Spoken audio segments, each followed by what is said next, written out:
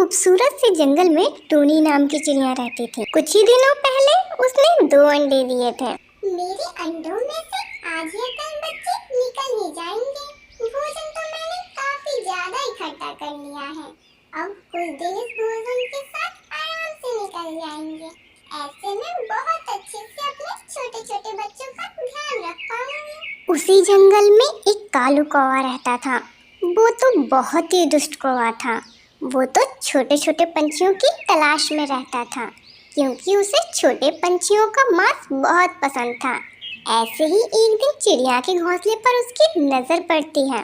वाह, चिड़िया के अंडे, वो भी 2-2। इसमें से तो 2 छोटे छोटे बच्चे निकलेंगे। बड़ा मजा आएगा उन छोटे बच्चों को खाने में। फिर कालू हर समय चिड़िया के घोंसले के आसपास ही रहता और चुपचाप देखता रहता कि कब चिड़िया के अंडों में से बच्चे निकले और वो उन्हें खाए। फिर कुछ दिनों के बाद चिड़िया के अंडे फूट जाते हैं और उनमें से 2 प्यारे प्यारे बच्चे निकलते हैं। कितने प्यारे और सुंदर बच्चे हैं मेरे। कहीं मेरे बच्चों को मेरी ही नजर न लग जाए। देखो बच्चों, आपकी मम्मा ने आपके लिए कितना भोजन जमा कर रखा है। अब मैं कुछ दिनों तक आपके पास ही रहूंगी, जब तक आपके पर नहीं निकल जाते। कालू कौवा ये सब सुन रहा था। ये टूनी की बच्ची तो बहुत ही चालाक निकली। इसने तो अपने घोंसले में बहुत सारा भोजन जमा कर रखा है। अब तो ये दिन रात अपने घोंसले में ही रहेगी। लेकिन कोई बात नहीं टूनी, मुझे भी कालू कहते हैं कालू। मैं तुमसे इस बात का बदला जरूर लूंगा।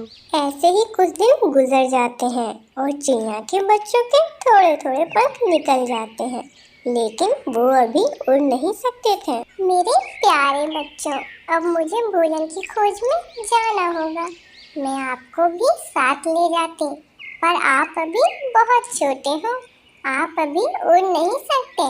आप दोनों कोई शरारत मत करना, मैं थोड़ी ही देर में आ जाऊंगी। फिर टूनी भोजन की खोज में चली जाती है। कालू कौवा तो इसी मौके की तलाश में था। वो टूनी के जाते ही उसके घोंसले में आता है और बच्चे उठाकर भाग जाता है।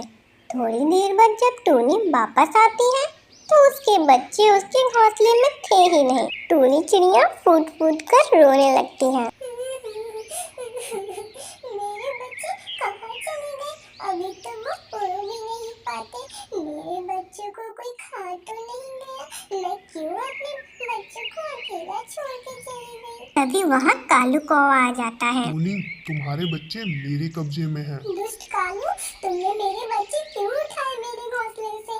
कहाँ है मेरे बच्चे? मेरे बच्चे मुझे लाके दो, वरना मुझसे बुरा कोई नहीं होगा। टूनी, तुझसे बुरा तो मैं हूँ। अगर अब तुमने ज्यादा चूचू की ना, तो अभी के अभी तेरे बच्चों को जान से मार दूंगा। तुम्हारे बच्चे मेरे पास सुरक्षित हैं और तब तक सुरक्षित रहेंगे जब तक तुम मुझे भोजन लाके देती रहोगी, समझी? कालू, ये तुम क्या कह रहे हो? मैंने कोई इतनी मुश्किल बात नहीं कही जो तुम्हें समझ नहीं आ रही। बिल्कुल सीधी और साफ बात कही है मैंने। अगर अपने बच्चों की जान प्यारी है तो वही करो जो मैं कहता हूँ। ठीक है कालू, तुम मेरे बच्चों को कुछ मत करना।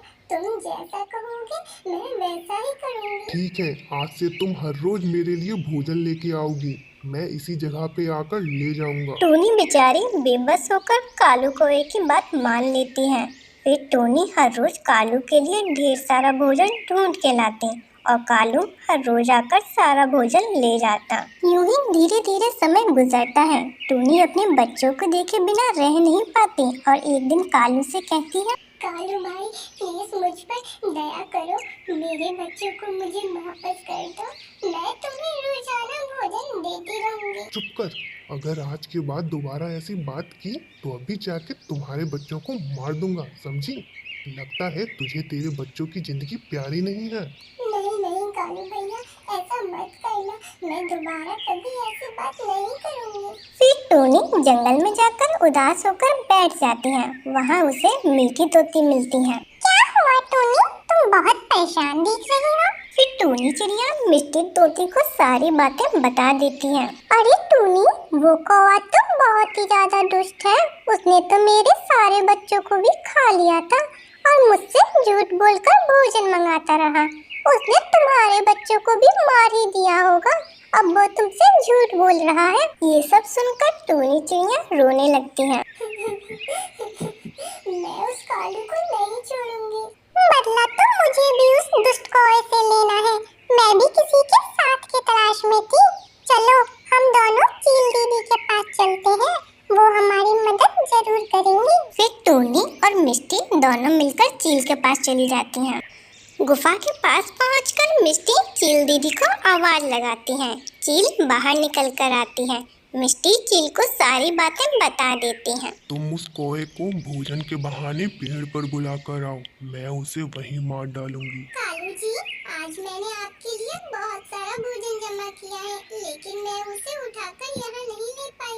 आप मेरे साथ चलिए। ठीक है टूनी, चलो, कहाँ चलना है? फिर कालू कौवा टूनी के साथ चला जाता है। अरे टूनी, यहाँ तो कहीं कोई भोजन नहीं है। कहाँ है भोजन? तुमने मुझे पागल बनाया। कालू टूनी को डरा धमका ही रहा था कि चील दीदी ने पीछे से हमला कर दिया और उसे जान से मार दिया। कालू के मर जाने के बाद टूनी और जंगल के सभी पंछी खुशी खुशी रहने लगते हैं।